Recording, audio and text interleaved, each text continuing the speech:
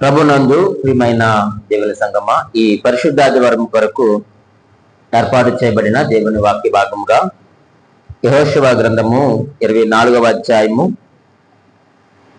15వ వచనములో చివరి భాగాన్ని మనము చదువుకుందాం. యెహోషువ గ్రంథము 24వ అధ్యాయము 15వ వచనములో ఉన్న చివరి భాగాన్ని చదువుతూ ఉన్నాను. మీరెవరిని సేవింప కోరుకొనినను నేనును నా ఇంటి వారును యెహోవాను సేవించదము అనెను. ప్రియమైన దేవుని సంగమా,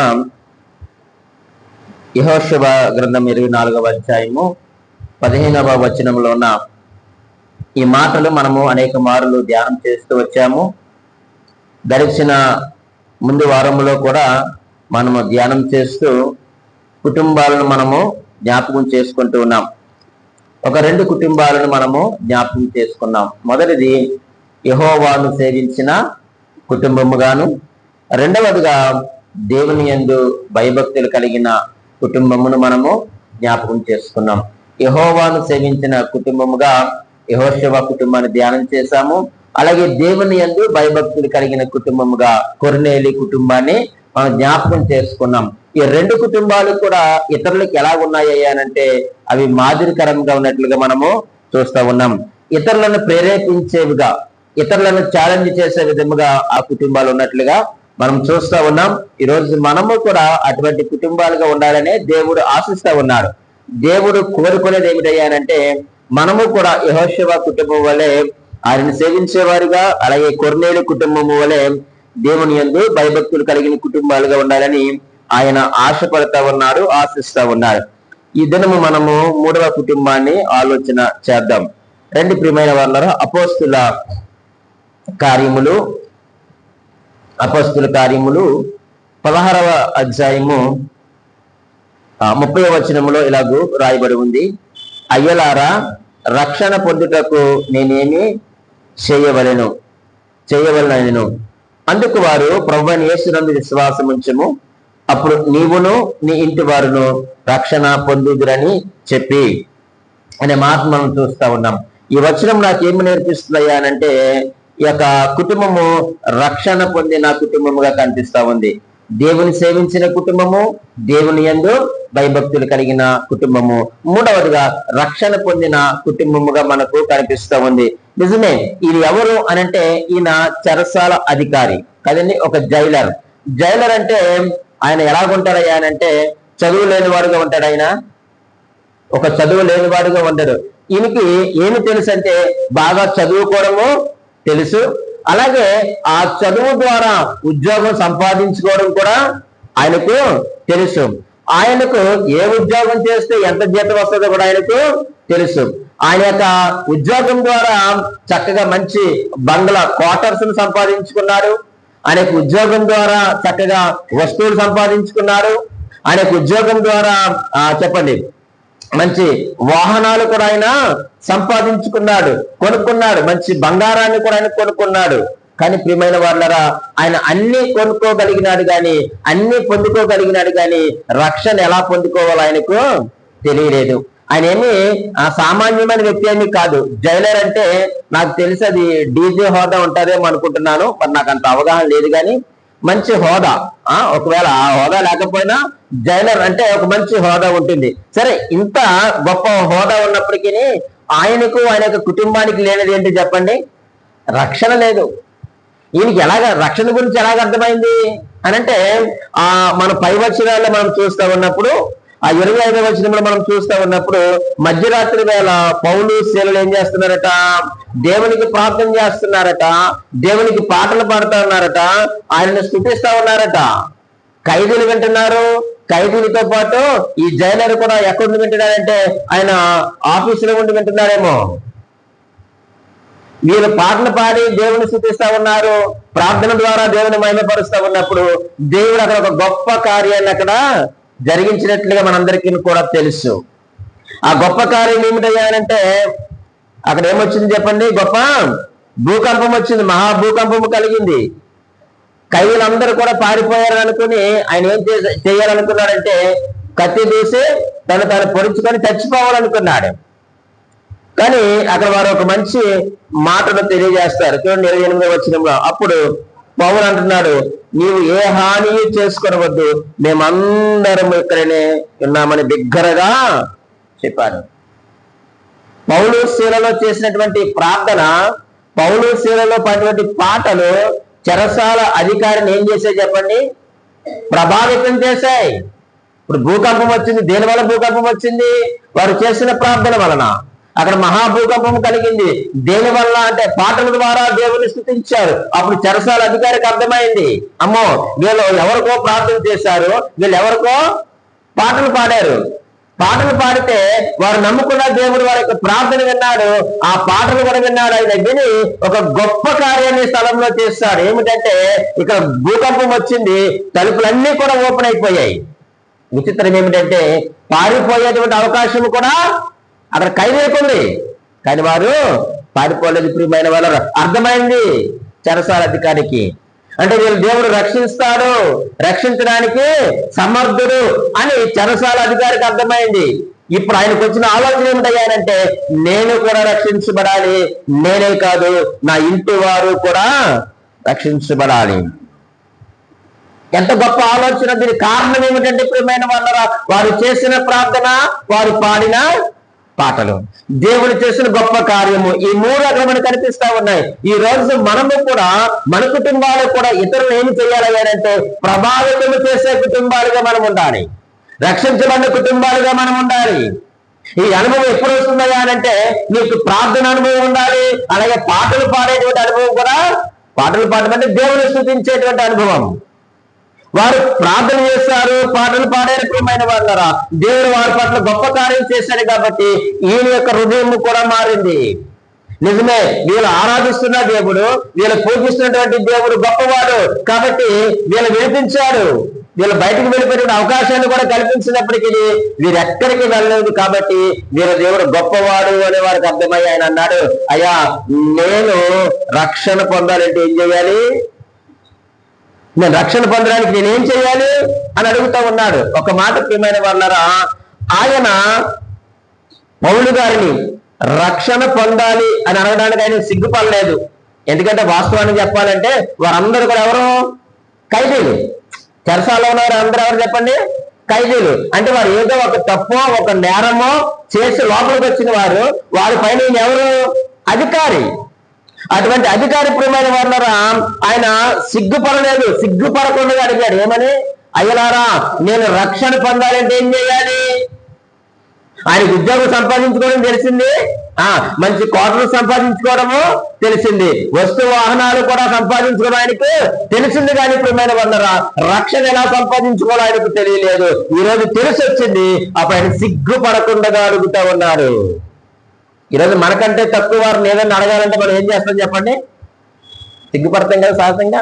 మనకంటే తక్కువ వారినో లేకపోతే మనకంటే చిన్నవారినో లేకపోతే ఏదో ఒక అవసరంలో ఉన్నప్పుడు మనము వారిని అడగడానికి మనం వెనకడుగు వేస్తా ఉంటాం. కానీ ఇక్కడ ఆయన వెనకడుగు లేదు. ఆయన చెరసాల అధికారి ఉండి కూడా సిగ్గుపడకుండా అడిగారు. ఏమని అడిగారంటే, మా ఇంటి వారందరూ రక్షించబడాలి, మా ఇంటి వారందరూ కూడా రక్షించబడాలి, పరలోకం చేరే వారిలో నా కుటుంబం ఉండాలి. అది ఆయన ఆశ. అంటే రక్షించబడిన వారందరూ ఎక్కడుంటారు? అంతే కదండి, రక్షించబడిన వారందరూ ఎక్కడుంటారు? పరలోకంలో ఉంటారు. ఈయన ఆశ ఏమిటంటే మా ఇంటి వారందరూ కూడా రక్షించబడాలి, పరలోకం చేరే వారిలో నా కుటుంబము ఉండాలి అని అడిగాడు. సిగ్గుపడలేదు. ఈరోజు ప్రియమైన దేవుని సంగమా, ఇంకా మన కుటుంబంలో ఎవరైనా రక్షణ పొందకపోతే సిగ్గుపడకుండా దేవుని దగ్గర ప్రార్థన చేయండి, దేవుని అడగండి. ఆయన రక్షించడానికి సమర్థుడు, ఆయన గొప్ప రక్షణ కలుగు చేయవాడు ఆయన.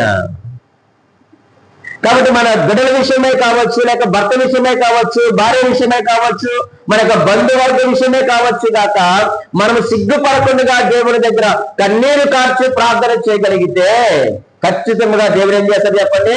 కార్యం చేస్తాడు. నాకేమనిపిస్తున్నాయా అంటే వారి యొక్క ప్రవర్తన ద్వారా ఎదుటి వారు ఏం చేయబడ్డారు చెప్పండి? ప్రభావితము చేయబడ్డారు. ఏమిటి వారి యొక్క ప్రవర్తన అక్కడ అంటే పారిపోవడానికి కూడా అవకాశం ఉంది, కదండి. పారిపోవడానికి అవకాశం ముందు కూడా ఖైదీలు ఎవరు పారిపోలేదు, వీళ్ళిద్దరే కాదండి, అక్కడ ఖైదీలు ఎవరు కూడా పారిపోలేదు. కారణం ఏమిటి? వాళ్ళు ఎందుకు పారిపోలేదు అయ్యా అని అంటే, వీళ్ళు ప్రార్థించచ్చు కీర్తనలు పాడుచుండేది ఖైదీలు. అది వారు పారిపోకపోవడానికి కారణం. వాళ్ళు దొంగలే కావచ్చు, వ్యభిచారులే కావచ్చు, లేకపోతే మరణం చేసిన వారే కావచ్చు, ఏవేవో పనులు చేశారు, చెడ్డ పనులే చేశారు. కానీ ప్రియమైన వాళ్ళరా, పౌలు శీలను బట్టి వారు ఎక్కడికి కూడా పారిపోలేదు. వారు అందరూ కూడా అక్కడే ఉన్నారు. ఈరోజు మన ప్రవర్తన బట్టి ఎవరు మన దగ్గర ఉంటున్నారు చెప్పండి? ఒక తండ్రిగా లేక ఒక తల్లిగా, ఒక అన్నగా లేక ఒక వదినిగా, ఒక తమ్ముడిగా, ఒక మరదలుగా నీ ప్రవర్తనను బట్టి నీ కుటుంబస్తుని దగ్గర ఉంటున్నారా? నాకు అనిపిస్తా ఉంది, వాక్యం చదువుతా ఉన్నప్పుడు వాళ్ళందరూ కూడా చెడ్డవారే కదండి, పారిపోయే అవకాశం ఉంది కదా. ఎందుక మీకేమో తెలుసు అంటే, ఆయన అన్నాడు కదా, ఖైదీలు పారిపోయారు అనుకొని కదండి. తను ఏం చేయబోయాడు? చంపుకోబోయాడు. పౌలు గారు ఏమన్నారు? మేమందరం ఇక్కడనే ఉన్నాం. చూసారా చక్కగా, మేమందరం కూడా ఇక్కడే ఉన్నాం, ఎవ్వరు కూడా పారిపోలేదు. అంటే వాళ్ళు పారిపోకపోవడానికి కారణం ఏమిటయ్యారంటే, పౌలు శీలలో చేసినటువంటి ప్రార్థన ఏదైతే ఉందో, వారు పాడిన పాటలు ఏదైతే ఉన్నాయో అవన్నీ కూడా తోటి ఖైదీలందరినీ కూడా ఏం చేసాయి చెప్పండి? ప్రభావితం చేసాయి, లేకపోతే ఆకర్షించాయి. ఎవరిని ఆకర్షింపజేశాయి పాటలో? దేవుణ్ణి. నిజంగా వారిని ఆకర్షించండి పారైపోడు వీళ్ళు కదండి. పౌరులు సేవలు ఆకర్షించండి పారైపోడు. కానీ ప్రియమైన వారు పారిపోలేదని అర్థం ఉంటాయంటే, ఆ పాటలు, ఆ ప్రార్థన వీరి యొక్క హృదయాలు ఎవరి వైపు తిప్పాయి? అమ్మో దేవుడు ఉన్నాడు, వీళ్ళు రక్షించారు అనే ఆలోచన కలిగింది. Number secondary. ముందు వారు ఎక్కడికి కూడా పారిపోకుండా అక్కడే ఉన్నారు. ప్రియమైన వాళ్ళరా, ఆయన అంటున్నాడు, అయ్యా నేను నా ఇంటి వారు ఏం పొందాలి? రక్షణ పొందాలి.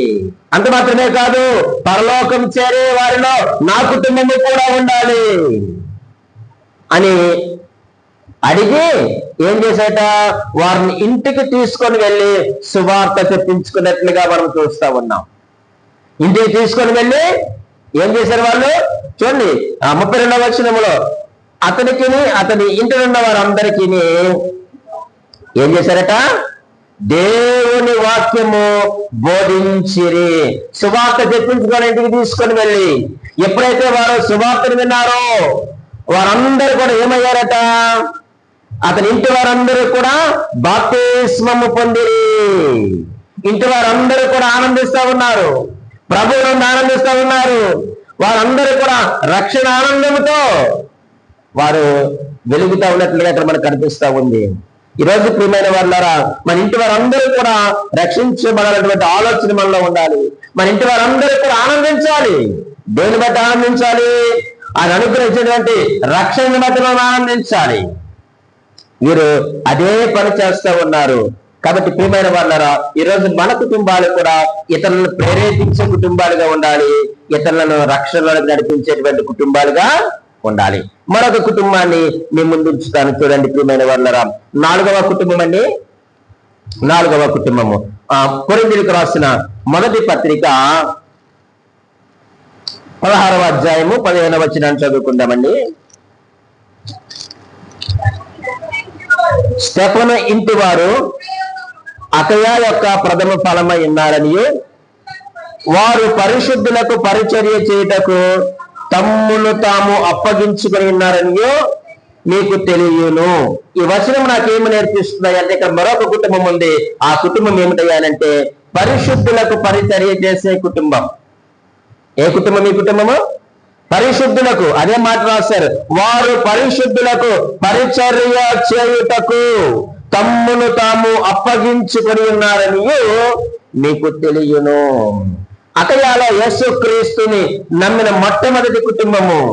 వీరు పరిశుద్ధులకు పరిచర్య చేసే కుటుంబాలుగా ఉన్నారు. పరిశుద్ధులకి ఎవరైతే దేవుని యొక్క పరిచర్య కొరకు, సువార్త కొరకు ఏర్పాటు చేయబడ్డారో వారికి పరిచర్య చేయడానికి వీళ్ళు ఏం చేశారని చెప్పండి? తమ్మును తాము అప్పగించుకున్నారు, డెడికేట్ చేసుకున్నారు. ఎవరు ప్రేరేపించలేదు. ఈరోజు చాలా మంది చెప్తేనే చేస్తారు కదండి, చాలా మంది చెప్తేనే చేస్తారు, లేకపోతే చేయరు. కానీ ఇక్కడ మీరు చూస్తూ ఉన్నప్పుడు ప్రియమైన వాళ్ళారా, ఎవరు కూడా వారిని ఒత్తిడి చేయలేదు. చేశారా?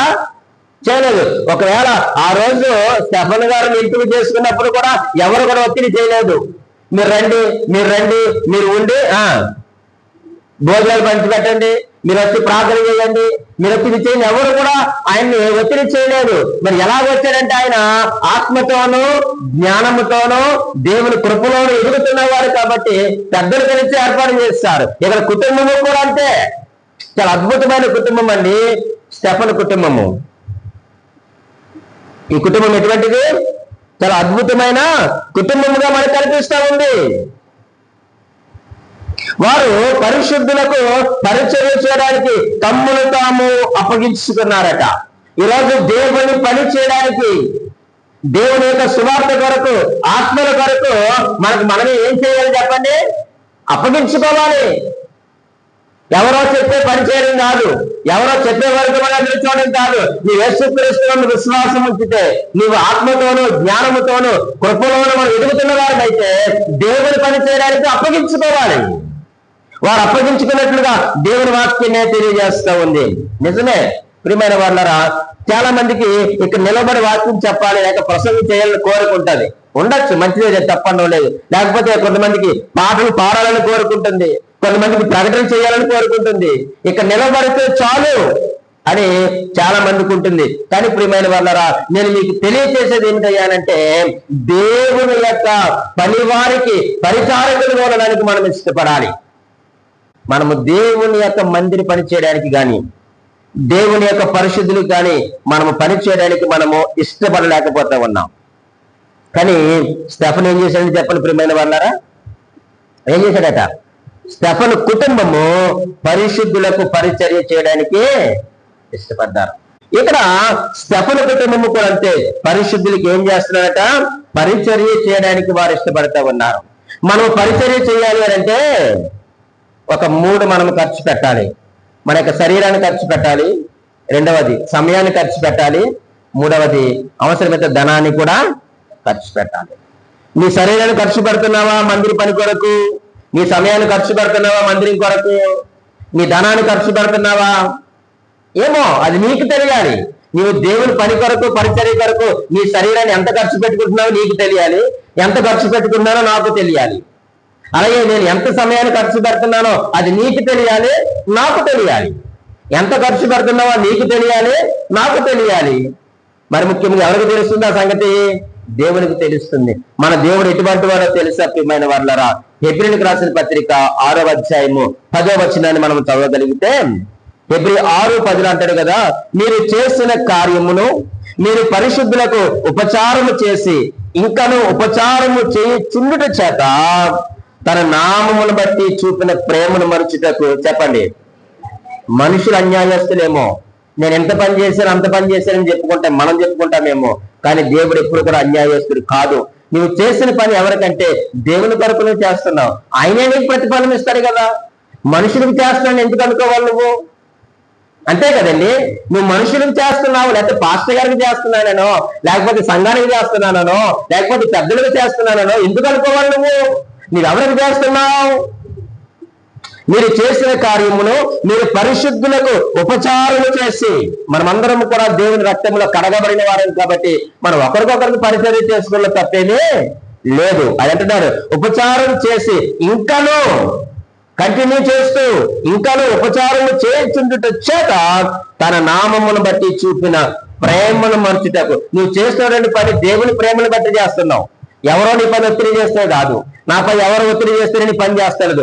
దేవుని ప్రేమను బట్టి, ఆయన కృపను బట్టి మనం ఒకరికొకరికి పరిచర్య చేసుకుంటున్నాం. నువ్వు అలా చేసావు కాబట్టి నువ్వు చేసిన పని మర్చిపోవడానికి దేవుడు అన్యాయస్తుడు కాదు. ఒకవేళ మనుషులు, నేను ఒకవేళ అన్యాయస్తుంది, ఎందుకంటే నువ్వు చేసిన మేలను మర్చిపోవచ్చు, నువ్వు చేసిన సహాయాన్ని నేను మర్చిపోవచ్చు, కానీ దేవుడు అటువంటి వాడు కానే కాదు అంటున్నాను. ఈరోజు మనము పరిశుద్ధులకు కానీ మందిరి పని కానీ చేస్తున్నామంటే అది దేవుని పనిగా ఎంచి మీరు పని చేయండి. ఖచ్చితంగా దేవుడు మీకు సహాయం చేస్తాడు, కానీ ఆయన అన్యాయశ్రేనే కాదు. పని చేయించుకొని విడిచిపెట్టే దేవుడు కాదు. నువ్వేది చేయాలనుకున్నా వచ్చాయి. మీకు ఇంకో మాట కూడా జ్ఞాపకం చేస్తాను. మత్తయి సువార్త 10వ అధ్యాయం 41వ వచనం చదువుతారు ఒకసారి. ప్రవక్తను చేర్చుకునేవాడు ప్రవక్త ఫలము పొందును, నీతిమంతుని చేర్చుకునేవాడు నీతిమంతుని ఫలము పొందును. మనము ఆయనకు రుణస్థులము గాని ఆయన మనకి ఎప్పుడు కూడా రుణస్థుడు కాదు. ఆయన అన్యాయస్తుడు కానే కాదు. నువ్వు చేసిన ప్రతి దానికి ప్రతిఫలం ఇస్తారు. ఏదో ఒక రోజు, ఒకవేళ భూమి మీద వెంటనే నువ్వు పొందుకోకపోవచ్చు గాక, కానీ ఏదో ఒక రోజు నువ్వు పడిన ప్రతి కష్టానికి, నువ్వు ప్రభు పనిలో లేక పరిశుద్ధుల విషయంలో నువ్వు కాసిన ప్రతి చెమట బొట్టుకు కూడా దేవునికి ఏమిస్తారు చెప్పండి? ప్రతిఫలాన్ని ఇస్తాడు. ఒకవేళ మనము చేసిన డంబంగా చెప్పుకుంటే మత్తయి సువార్త 6వ అధ్యాయము మొదటి 5 వచనాల్లో చదివిన జాబితాలకు చేరిపోతాం. మనం చేస్తుంది ఎవరికట? దేవుని పని చేస్తా ఉన్నాం. కాబట్టి స్టెఫను కూడా తన ఇంటి వారు ఏం చేస్తున్నారని చెప్పండి ప్రియమైన వాళ్ళారా? పరిశుద్ధులకు పరిచర్య చేయాలని తమ్ముడు తామే ఏం చేశారట? అప్పగించుకున్నట్లుగా మనము చూస్తా ఉన్నాం. ఈరోజు నీ కుటుంబము నా కుటుంబము కూడా ఎలా ఉండాలి చెప్పండి? పరిశుద్ధులకు పరిచర్య చేసేటువంటి కుటుంబముగా మనము ఉండాలి. మరొక కుటుంబాన్ని నేను మీ ముందు ఉంచుతాను. రండి ప్రియమైన వాళ్ళారా, 2వ సమూయేలు గ్రంథము. మనకు తెలిసిన కుటుంబాలే, ఒక్కసారి ప్రభు మనకు జ్ఞాపకం చేస్తున్నాడంటే. 2వ సమూయేలు గ్రంథము 7వ అధ్యాయము 29వ వచనములో ఒక కుటుంబం మనకు కనిపిస్తుంది. చదవండి.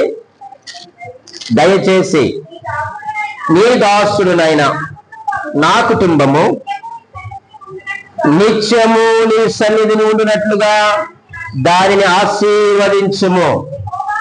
యెహోవా నా ప్రభువా, నీవు సెలవిచ్చి ఉన్నావు, నీ ఆశీర్వాదము నుండి నా కుటుంబము నిత్యము ఆశీర్వదింపబడును గాక. ఆమేన్ చెప్దామా? ఆమేన్. ఈ కుటుంబం ఏమిటయ్యారంటే ఆశీర్వాదము పొందిన కుటుంబం. ఏ కుటుంబం చెప్పండి? కుటుంబము ఆశీర్వాదము పొందిన కుటుంబము. ఈ 7వ అధ్యాయములో అనేక మారులు దావీదు ఏమంటాడయ్యానంటే నీ దాసుడునైనా, నీ దాసుడు అనే మాట మాట్లాడుతూ ఉంటాడు. ఇప్పుడు దావీదు గారు రాజా గొర్రెల కాపరా? ఈ మాట చెప్పేటప్పటికి రాజా గొర్రెల కాపరా? రాజు. ఇప్పుడు గొర్రెల కాపరిగా ఉన్నప్పుడు అన్నా పర్వాలేదు, నీ దాసుని అన్నా పర్వాలేదు. కానీ ఇప్పుడు ఆయన ఏ హోదాలో ఉన్నాడు? రాజు హోదాలో ఉన్నాడు. రాజు హోదాలో ఉండి కూడా ఆయన ఏమన్నాడంటే ప్రియమైన వాళ్ళారా, నేను నీ దాసుని అంటున్నాడు. ఆయన దగ్గర చాలా మంది దాసులు ఉన్నారు.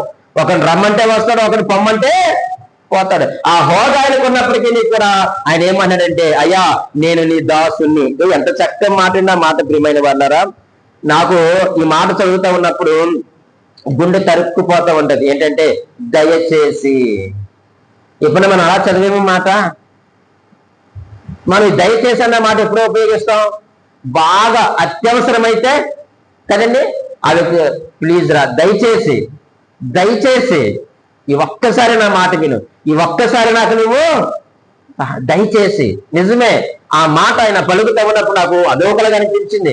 ఏంటి స్వామి, ఈయనేమో సింహాసనం మీద ఉన్నాడు, రాజ్యం ఉంది, మంచి బలగం ఉంది, ఇవన్నీ కూడా ఉండి కూడా ఆయన ఏమన్నాడు చెప్పండి? దయచేసి నీ దాసుడునైనా. ఈయన ప్రార్థించినప్పుడు మీరు గమనించండి, ఎప్పుడూ కూడా నేను సింహాసనం మీద కూర్చోవాలి అని ప్రార్థించాడు ఆయన. ఎప్పుడైనా ప్రార్థించండి ఆయన ప్రార్థనలో మీరు చూడండి, నేను సింహాసనం మీద కూర్చోవాలని కానీ, నేను అంతఃపురంలో ఉండాలని కానీ ఎప్పుడు కూడా ఆయన ప్రార్థన చేయలేదు. ఆయనకు గొర్రెల దొడ్డిలో ఉన్నటువంటి అనుభవం ఉంది చెప్పండి, అంతఃపురంలో ఉన్నటువంటి అనుభవం కూడా ఆయనకు ఉంది, సింహాసనం మీద కూర్చున్నటువంటి అనుభవం ఉంది. కానీ ఆయన అంటున్నాడు నీ దాసుడునైనా నేను అంటున్నాడు. దయచేసి. ఎంత తగ్గింపు జీవితం ప్రియమైన వాళ్ళారా దావీదుకి. ఆయన రాజుగా ఉండి ఆయన చేస్తున్న ప్రార్థన. ఆయన 7:18 ఒక మంచి మాట ఉంటుంది చూడండి. 7:18 దావీదు రాజు లోపల ప్రవేశించి యెహోవా సన్నిధిని కూర్చుంది. చాలండి. ఆయన ఎక్కడ కూర్చున్నాడట? ఆయన ఎవరైనా బాగా అడగండి అక్కడ మాట. దావీదు రాజు, గొర్రెల కాపరైన దావీదు కాదు, సౌలు దగ్గర సైన్యాధిపతిగా ఉన్నటువంటి దావీదు కాదు. దావీదు రాజు లోపలికి ప్రవేశించి. ఎక్కడ ఖాళీ ఉంటదండి ఆయనకి? ఖాళీ ఉంటదా? ఖాళీ ఉండదు. మన రాష్ట్ర ముఖ్యమంత్రి గారు ఖాళీ ఉంటుందని చెప్పండి, ఉండదు. ఆయన రాలేక ఆయన వెళ్ళలేక ఎవరెవరినో పంపిస్తూ ఉంటాడు, ఎన్నో రివ్యూస్ చేస్తూ ఉండాలి. అలాగే రాజుగారు కూడా ఖాళీ ఉండదు. అటువంటి రాజుగారు లోపల ప్రవేశించి ఎక్కడ కూర్చున్నాడట?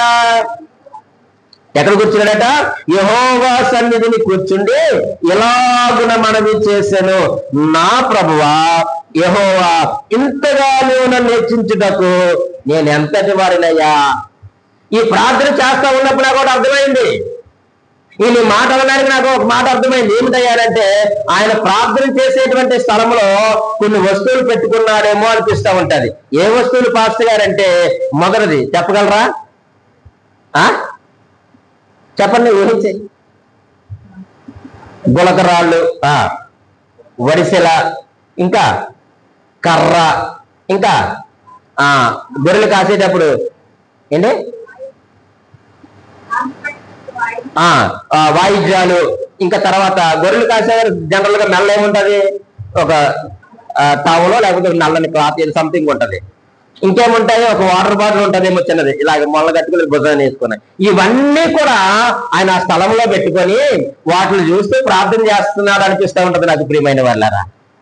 ఆ మాట నాకు అదే నేర్పిస్తుంది. ఏమని? నా ప్రభువా యెహోవా, ఇంతగా నువ్వు నన్ను హెచ్చించడానికి నేను ఎంతటి వాడును చెప్పండి. నా కుటుంబం ఏ పాటిది? నేను నా కుటుంబంలో లాస్ట్ వాడిని. ఇశ్రాయేల్లో నా కుటుంబం పెద్ద పేరు ప్రఖ్యాతులు లేవు. అవి పక్కన ఉండగా వాటిని చూస్తూ ప్రార్థన చేస్తున్నాడు. ఆ వడిసెలు చూస్తూ, ఆ కర్రను చూస్తూ, ఆ నీళ్ళు బాటను చూస్తూ, ఆ దుప్పట్లు చూస్తూ, ఆ వాయిద్యాలు చూస్తూ ఆయన ప్రార్థన చేస్తున్నాడు ఇంతగా హెచ్చించడానికి. ఇక్కడ చూస్తే ఇవన్నీ కూడా చాలా చిన్నగా ఉన్నాయి, అక్కడ చూస్తే బంగారపు సింహాసనం ఉంది. ఎంతగా హెచ్చించడానికి, ఈ హోదాను నాకు ఇవ్వడానికి నేనెంతటి వాడిని, నా కుటుంబం ఏ పాటిది ప్రభువా, నువ్వు నన్ను ఇంతగా నువ్వు ఆశీర్వదించడానికి నేను ఏ పాటి వాడిని. ఆయన దేవుని సన్నిధిలో కూర్చున్నాడంటే అర్థం ఏమిటయ్యారంటే, దేవునికి ఇవ్వవలసిన సమయాన్ని దేవుడికి ఇస్తున్నాడు. ఈరోజు మన ఉద్యోగాలు చెప్పండి ఒకసారి. అంటే ఇంకోలా కాదు, మనం ఏం చేస్తున్నాం, మన ఉద్యోగాలు ఏదో చిన్నపాటి ఉద్యోగాలు మనం చేస్తున్నాం. మన ఉద్యోగ జీవితంలో ఎంత సమయం మనం దేవునికి ఇస్తున్నాం? ఆయన రాజు ఉన్నాడని వాక్యమే సెలవిస్తా ఉంది. ఆయన రాజుగా ఉండే ఆయన మందిరంలోకి వచ్చాడు, మందిరంలోకి వచ్చినాడు. తన యొక్క పూర్వపు స్థితిని కళ్ళను ఎదురుగా చూస్తుంటున్నాడు. అయ్యా, ఇంతగా నన్ను హెచ్చించడానికి నేనంతటి వాడిని, నా కుటుంబం ఏ పాటిదయ్యా అంటే నాకు ఏమర్థమవుతున్నాయా అని అంటే, దేవునికి ఇవ్వాల్సినటువంటి సమయాన్ని దేవునికి ఇస్తా ఉన్నాడు. దేవుని కొరకు ఆయన యొక్క శరీరాన్ని ఖర్చు పెట్టుకుంటున్నాడు, ఆ యొక్క సమయాన్ని కూడా ఆయన ఖర్చు పెట్టుకుంటున్నాడు. అంత మాత్రమే కాదండి, ధనాన్ని కూడా ఆయన ఖర్చు పెట్టాడు దేవుని మందిరం నిమిత్తమై. కొన్ని లక్షల కోట్లను దాచించాడు ఆయన. పరిశుద్ధులకు పరిచర్య చేసేటువంటి జాబితాలు ఈయన కూడా ఉంటాడు. ఆయన మందిరం కట్టడానికి ప్రయత్నం చేశాడు, ఒకవేళ కట్టకపోవచ్చు దాకా, కానీ మందిరం కొరకు ఆయన ఎంతో డబ్బును ఆయన సమకూర్చాడు. ఆయన అంటున్నాడు, అయ్యా నీవు నా స్థితిని మార్చావు, నా పరిస్థితిని మార్చావు, నా కుటుంబ స్థితిని మార్చావు, కాబట్టి నీ సన్నిధి నాకు కావాలి అని 17వ వచనంలో ఆయన కూర్చున్నాడు. ఆయన నీ సన్నిధి నాకు కావాలి, నాకే కాదయ్యా, ఎవరికి ఉండాలి, నా ఇంటి వారికి కూడా ఉండాలి. 29లోకి వచ్చేసరికి నా ఇంటి వారికి కూడా నీ సన్నిధి ఉండాలి. ఎప్పుడు ఉండాలి? అప్పుడప్పుడు ఉండాలా, లేకపోతే పండగలకి ఫెస్టివల్స్ కి ఉండాలా, లేకపోతే కష్టం వచ్చినప్పుడు ఆయన సన్నిధి తోడుగా ఉండాలా? ఎప్పుడు ఉండాలా అంటే నిత్యము నీ సన్నిధి నిత్యము నాతో ఉండాలి, నా కుటుంబంతో ఉండాలి. లేకపోతే కుదరదన్నట్టుగా ఉంది ఇక్కడ ప్రార్థన, లేకపోతే కుదరదన్నట్టుగా ఉంది. ఆయన అలాగే ప్రార్థన చేశాడు, దేవునికి అలాగే సమయాన్ని ఇచ్చాడు, సమయాన్ని హెచ్చించాడు. తన శరీరాన్ని, తన సమయాన్ని, తన యొక్క ధనాన్ని కూడా ప్రియమైన వాళ్ళరా ఆయన ఇచ్చినారు. కాబట్టి ఆయన అంటున్నాడు, అయ్యా నా స్థితిని మార్చావు, నా పరిస్థితిని మార్చావు, నీ సన్నిధి నాకు కావాలయ్యా, నాకే కాదు నా కుటుంబానికి కావాలయ్యా. ఎప్పుడు కావాలో తెలుసా? నిత్యము కావాలయ్యా. ఈరోజు ఒక తండ్రిగా నీ ప్రార్థన అదేనా? ఒక తల్లిగా నీ ప్రార్థన అదేనా? నేను బాగుండాలి, నా భార్య బాగుండాలి, నా కుటుంబం బాగుండాలి, నా చుట్టుపక్కల వారు కూడా బాగుండాలి అని మనం ఎప్పుడైనా ప్రార్థన చేస్తున్నామా? నా కుటుంబం అంతా కూడా ఆశీర్వదింపబడాలయ్యా అని దావీదు ప్రార్థన చేస్తూ ఉన్నాడు. దేవుని సన్నిధి విలువ దావీదుకి తెలుసు ప్రియమైన వాళ్ళు. ఎక్కడి నుంచి తెలుసు ఆయనకి? గొర్రెలు కాస్తున్నప్పటి నుంచి కూడా దేవుని యొక్క విలువ ఆయనకి తెలుసు. పాటలు పాడి దేవుని స్తుతించాడు, ప్రార్థన చేస్తూ ఉండేవాడు. అన్నానికి రుజువు ఏంటండి అంటే ఆయన దగ్గరికి సింహం వచ్చింది, ఆయన దగ్గరికి ఎలుగుబంటి వచ్చింది, ఎన్నో క్రూర జంతువులు వచ్చి ఉంటాయి. వాటన్నిటిని ఆయన ఏం చేశాడు చెప్పండి? చీల్చి పారేశాడు. మరి దేవుని సహాయము, దేవుని తోడు లేకపోతే ఆయన చేయగలడంటారా? చేయలేరు. కాబట్టి దేవుని యొక్క విలువ, దేవుని యొక్క సన్నిధి విలువ ఆయనకు తెలుసు. అందుకే 16వ కీర్తన 11వ వచనంలో ఒక మంచి మాట మాట్లాడతాడు చూడండి. 16-11 కీర్తన. జీవ మార్గమును నీవు నాకు తెలియజేసదువు, నీ సన్నిధిని సంపూర్ణమైన సంతోషము కలదు, నీ కుడి చేతిలో నిత్యము సుఖములు కలవు. అయ్యా నువ్వు నాకు జీవ మార్గమును బోధిస్తున్నావు. ఎక్కడ బోధిస్తావు అంటే నీ సన్నిధిలో. ఆయన సన్నిధిలో జీవ మార్గాలు బోధించబడతాయి. నీ సన్నిధిలో సంపూర్ణ సంతోషం ఉంది, నీ సన్నిధిలో ఆనందం ఉంది, నీ సన్నిధిలో కనికరం ఉంది, నీ సన్నిధిలో నీ కృప ఉంది, నీ సన్నిధిలో మహిమ ఉంది, నీ సన్నిధిలో నీ నామము ఉన్నది. వీటన్నిటి నుంచి అనుభవిస్తున్నాను నేను. నా స్థితి మారడానికి కారణం ఏమిటంటే నీ సన్నిధి. నా స్థితి మారడానికి కారణం ఏమిటంటే నీకు చేసిన ప్రార్థన. నా స్థితి మారడానికి కారణం ఏమిటంటే నీవు చేసిన సహాయము. కాబట్టి నీ సన్నిధిలో సంపూర్ణ సంతోషము కలదు, నీ కుడి చేతిలో నిత్యము. నాకు అనిపిస్తూ ఉంటుంది మాటలు చదివినప్పుడు, ఆయన అనుకుంటూ ఉంటాడు ఇలాగని, అయ్యా సింహాసనం మీద కూర్చుంటే వచ్చే ఆనందం కంటే నీ సన్నిధిలో కూర్చుంటే వచ్చే ఆనందమే నాకు కావాలయ్యా. అదే చేశాడు ఆయన.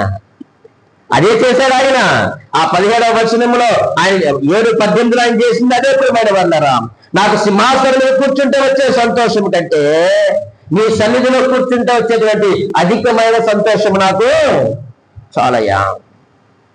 నీ సన్నిధిలో కూర్చుంటే నాకు ఆనందం, నీ సన్నిధిలో కూర్చుంటే సంతోషము, నీ సన్నిధిలో కూర్చుంటే నిత్యము సుఖము, నీ సన్నిధిలో కూర్చుంటే జీవమార్గము, నీ సన్నిధిలో కూర్చుంటే ఆశీర్వాదము నాకు, నా కుటుంబానికి. ఉందా ఆశనికి? ఈరోజు నువ్వు ఒక్కడవే కూర్చుంటే, నువ్వు ఒక్కదానివి కూర్చుంటే సరిపోదండి. మన పిల్లలు కూడా, మన కుటుంబములతో మనం కూర్చోవాలి దేవుని సన్నిధిలో. దావీదు అదే అడిగారు, చెరసాల అధికారి కూడా అదే అడిగారు. నేనే కాదు, నా ఇంటి వారందరూ కూడా రక్షణ పొందాలి. కొర్నేలు ఇంటి వారు అందరూ కూడా దేవుని యందు భయభక్తులు కలిగి ఉన్నారు. యెహోషువ కుటుంబం వారు అందరూ కూడా యెహోవాను మాత్రమే వారు సేవించినట్లుగా మనం చూస్తూ ఉన్నాం. ప్రియమైన వారులారా, ఈ రోజు నీ కుటుంబము ఆశీర్వాదం పొందిన కుటుంబంగా ఉందా? ఆలోచన చేయవలసిన అవసరం ఉంది. దేవుని సన్నిధిలోని ఆశీర్వాదాలు అవి ఆశీర్వాదాలే కాదు. దేవుని సన్నిధిలోని ఆశీర్వాదాలు అవి ఆశీర్వాదాలే కాదు. ఈరోజు నిజముగా మనము భక్తి విషయంలో నిజమైనటువంటి నిర్ణయం మనం తీసుకున్న వారమైతే ఇతరులు మనం ఏం చేస్తామంటే ప్రభావితం చేస్తాం. ఒక తండ్రిగా నువ్వు తీసుకున్నటువంటి నీ విశ్వాస జీవితం, నీ భక్తి జీవితం, నీ ఆధ్యాత్మిక జీవితం ఎవరిని ప్రభావితం చేయాలి? నీ భార్యను ప్రభావితం చేయాలి, నీ పిల్లలను ప్రభావితం చేయాలి. ఒక భార్య గారు తీసుకున్నటువంటి ఈ యొక్క నిర్ణయం, నీ ఆధ్యాత్మిక భక్తి విశ్వాస జీవిత నిర్ణయము నీ భర్తని, నీ పిల్లలను కూడా ఏం చేయాలి చెప్పండి? ప్రభావితం చేయాలి. నాకు అనిపిస్తా ఉంటది, కొంతమంది పిల్లలు ఇంకా మారు మనసు పొందలేదు, ఇంకా రక్షించబడలేదు, ఇంకా దేవునికి వ్యతిరేకంగా జీవిస్తున్నారయ్యా అని అంటే నాకేమనిపిస్తుందంటే అది తండ్రిగా తల్లిగా లోపం అనిపిస్తూ ఉంటది. వారి యొక్క భక్తి జీవితం వారిని ప్రభావితం చేయలేకపోతుందా ఏంటి? నీ ప్రార్థన జీవితం నీ పిల్లలు ప్రభావితం చేయలేకపోతుందా? మనం తేలిపోతున్నాం. ఎలాగయ్యారంటే మన పిల్లల జీవితం ద్వారా మనం తేలిపోతున్నాం తల్లిదండ్రులుగా. వారు ఇంకా మారలేదు, మారు మనసు పొందలేదు, ఇంకా వాక్యానికి వ్యతిరేకంగా, మందిరానికి వ్యతిరేకంగా వారు జీవిస్తున్నారయ్యారంటే లోపం ఎవరిది చెప్పండి? తండ్రిగా నాది, తల్లిగా నీది. అంతే. మనం ఎవరిని, మన పిల్లలను నిందించవలసిన అవసరం లేదు. ఎందుకంటే మనం కరెక్ట్ గా ఉంటే మన వెనక మన పిల్లలు అంతే కదండి. ఒకవేళ రైలు ఇంజిన్ ట్రాక్ తప్పింది అనుకోండి, వెనకాల భోగిలు ఏమవుతాయి? అవి సక్రంగా వెళ్తాయా? వెళ్ళవు. అవి కూడా ట్రాక్ తప్పిపోతాయి. అటువంటి ప్రమాదం ఉంది. కాబట్టి ప్రియమైన దేవుని సంగమం, మన దేవుడు ఎప్పుడు కూడా మనకు చాయిస్ని ఇచ్చాడు, ఎంపిక ఇచ్చాడు, కానీ బలవంతం చేయలేదు ఆయన. ఈరోజు మనమందరము కూడా యెహోషువ కుటుంబం వలె చెప్పండి, యెహోవాను సేవించే కుటుంబంగా ఉందాం. రెండవదిగా కొర్నేలి కుటుంబం దేవుని యందు భయభక్తులు కలిగిన కుటుంబము. మూడవదిగా చెరసాల అధికారి, ఆ కుటుంబము అది రక్షణ పొందిన కుటుంబము. 4వదిగా పరిశుద్ధులకు పరిచర్య చేసేటువంటి కుటుంబం. 5వదిగా చెప్పండి, ఆశీర్వాదము పొందినటువంటి కుటుంబము. ఈ కుటుంబాల్లో ఏ కుటుంబము గాని కుటుంబం ఉంది, మరొక కుటుంబం ఉంది. జస్ట్ మీకు అలా చెప్పి నేను అలా ముగించేస్తాను. ఏమిటి ఆ కుటుంబం అయ్యానంటే నీతి న్యాయములు జరిగించు కుటుంబం. ఆదికాండము 18వ అధ్యాయము 18, 19 వచనాల ప్రకారముగా ఆ కుటుంబము అబ్రహాం గారి యొక్క కుటుంబం, నీతి న్యాయములు జరిగించు కుటుంబం. ఆదికాండము 18, 18, 19 వచనాలు. ఆ కుటుంబం ఎటువంటిదయ్యారంటే నీతి న్యాయములు జరిగించు కుటుంబముగా ఉందంట. ఈ మాటలు అబ్రహాం గారు చెప్పుకోలేదు, మనుషులు ఎవరు సాక్ష్యం ఇవ్వలేదు, కానీ దేవుడే స్వయంగా అబ్రహాం గారి గురించి ఏమిస్తున్నాడు చెప్పండి, సాక్ష్యం ఇస్తా ఉన్నాడు. వారు నీతి న్యాయములు జరిగించే కుటుంబం, తన పిల్లలకు బోధిస్తున్నారు అని దేవుడే గొప్ప సాక్ష్యాన్ని ఇచ్చారు. అబ్రహాం గారి గురించి 3 మాటలు. ఆయన మంచి లక్షణం ఏంటంటే గుడ్ లీడర్. ఆయన ఒక మంచి లీడర్. ఆయన 2వదిగా గుడ్ టీచర్. 3వదిగా గుడ్ ట్రైనర్. మొదటి ఏంటి చెప్పండి, లీడర్, టీచర్, ట్రైనర్. ఎవరు? అబ్రహాం. ఒక తల్లిగా ఒక తండ్రిగా మనము కూడా అలాగుందాం. అట్టి కృప దేవుడు మనకు అనుగ్రహించును గాక. ఆమేన్.